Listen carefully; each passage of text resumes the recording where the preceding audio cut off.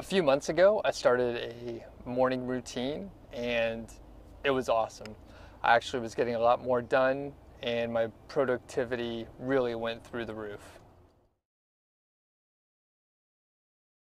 So everything was going pretty well, and the great part is when you wake up that early in the morning, there's really little else that can get in your way. There's few distractions, not that many people are up at that time, and what I was able to do is really focus on the one or two few items that I really wanted to get done that day.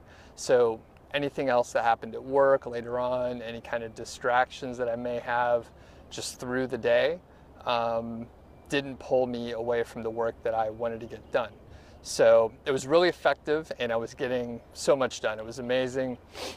During that time, I was actually writing close to 1,000 words per day each morning, or doing an equivalent amount of working or editing.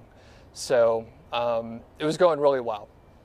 A few weeks back, something changed, and what that was daylight saving time. So most people should be familiar with the concept, but in the springtime, we set the hours ahead, or set the time ahead by 1 hour.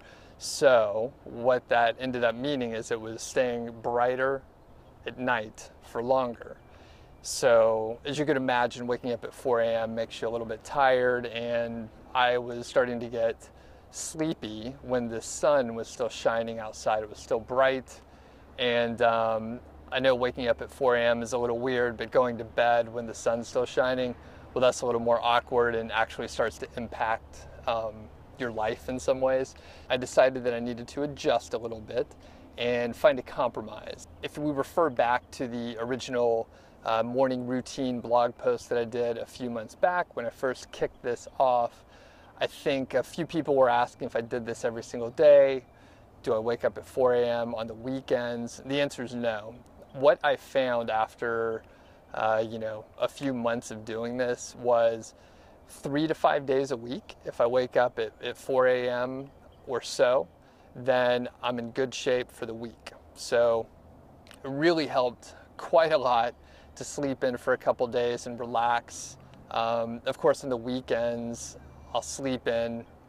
However, the effects still sort of they stay in place. So even if I'm sleeping in, I'm usually waking up at 6 or 6:30, which is a nice shift. So anyway, I just wanted to give a quick update about the long-term impact of waking up that early, and just the fact that we need to be flexible with our routines and introducing something a little newer, changing it up a little bit, or adjusting as your life dictates is definitely okay. It'd be better to adjust than to scrap the whole idea of waking up early. So I found this to be a pretty good compromise, and a few days a week I wake up early, and a few days a week I sleep in a little bit later, and it seems to be working out pretty well. And just my mindset through the day, I feel like I'm able to accomplish more of the things that I want to, and it's really due to waking up earlier in the morning. All right, thanks.